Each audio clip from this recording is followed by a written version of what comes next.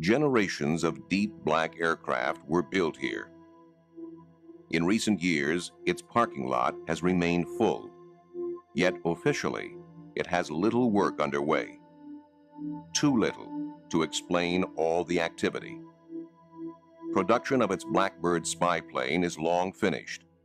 Its last contract was for the stealth fighter. That is near completion. It cannot explain the work being done behind closed doors. Is a new, deep black triangular aircraft being built? Aviation experts suspect that the answer lies in a 1985 Pentagon document. A mysterious aircraft codenamed Aurora project was accidentally included alongside budgets for the U-2 and Blackbird spy planes. There has been no mention of it since. The first thing I heard about Aurora was that air traffic controllers out on the West Coast were being told to expect very high-speed targets on their radar screens. That it was a classified program, that they weren't to panic and they weren't to report it to anybody else. The next piece of information, and the one that I think really started me investigating the Aurora story, was a sequence of sonic booms over California. On Thursday, June 18th, 1992, at 7 in the morning, and on 6 other Thursdays at the same hour in the preceding year, there was a minor tremor in Los Angeles.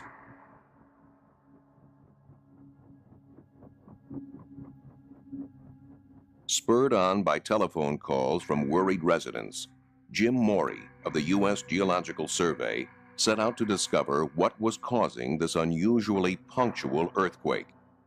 At his disposal is a network of seismic recording stations. He quickly established that it was a double sonic boom from a supersonic aircraft.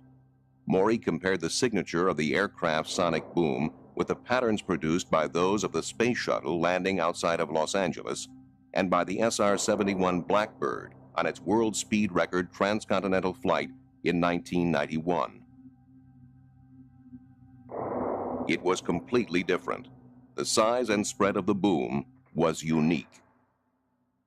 We actually have quite a few sonic booms in Southern California. One of the reasons is that the space shuttle lands at Edwards Air Force Base, which is in the desert here. It's possible to tell the direction, the speed, and the height of the object that's producing the sonic boom if you have good instrumental recording. So for these mystery booms that we saw, it's clear that they are flying offshore. Because we don't have any stations there, we don't have very much data, so we really couldn't get an accurate estimate of how fast that particular object was traveling. All we can really say is it was traveling faster than the speed of sound. One of the possibilities is that it could be a meteorite, and there are instances of meteorites producing similar booms. Obviously, though, a meteorite happening every Thursday morning seems a little unlikely. The official explanation was that U.S. Navy fighters were responsible, but few experts were convinced.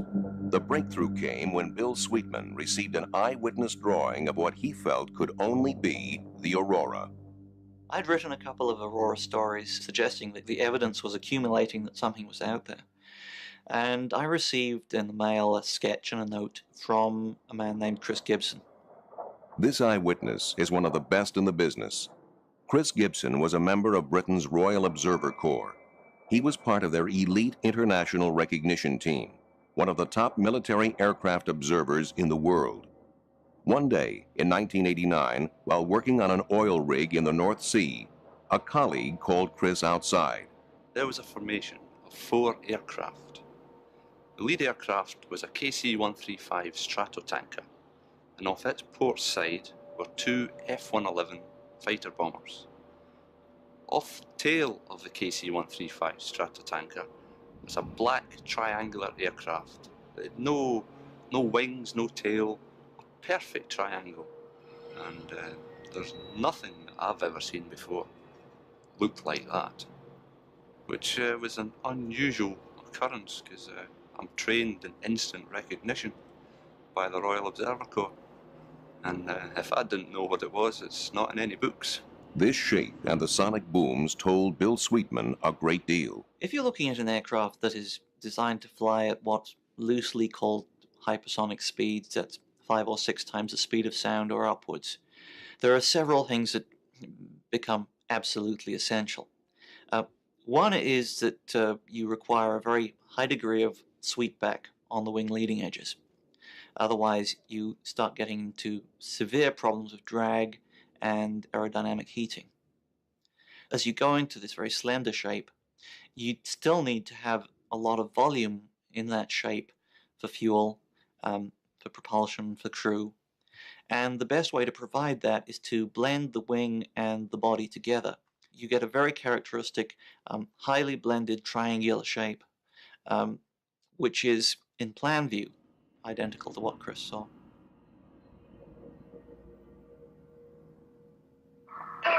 In Amarillo, Texas, Steve Douglas may have captured photographic evidence of the Aurora. He maintains sophisticated military signals monitoring equipment in his home. I think it was March 23rd, 1992. I was back here in my office when the house was shook by what sounded like a large sonic boom. I'd heard a lot of sonic boom before, so I know how they sound, but this one seemed to continue. It wasn't just a crack boom and left. It was a rather large shudder that you could feel in your chest, and the windows vibrated. And that's when I saw this very high-speed aircraft flying over the house at incredible rates. I grabbed my camera, knowing it was something different, especially because of the way the contrail worked. The Donuts on a Rope contrail is produced by no conventional aircraft. Its engine noise is also unique. It's a deep, thrumming, regular, pulsing, booming noise. It's like somebody unzipping the sky. You feel it more in your chest than you hear it. It doesn't sound like a jet. It doesn't sound like a rocket. It's just very unique and an amazing sound. The Donuts on a Rope contrail has been reported from around the world. This never-before-seen footage was taken by an amateur cameraman from a transatlantic passenger jet. It is very hard to hide an aircraft like the Aurora. Steve switched on his radios. On a military frequency reserved for spy satellites, he heard the call sign, Dark Star. Dark Star Sierra Formation Crew. Dark Star Sierra Formation Crew. Dark Star Sierra Formation Crew. Dark Star Sierra Formation. Be advised for that. Dark Star Sierra, out. I'd never heard Dark Star before, and I keep lists of thousands of call signs. The contrail and engine noise are the signature of a pulsed detonation engine, the kind of engine necessary to fly at hypersonic speeds. With a cruising speed of 5,300 miles per hour, Mach 8, operating in near orbit at an altitude of 50 to 80 miles, the Aurora could reach anywhere in the world in 3 hours.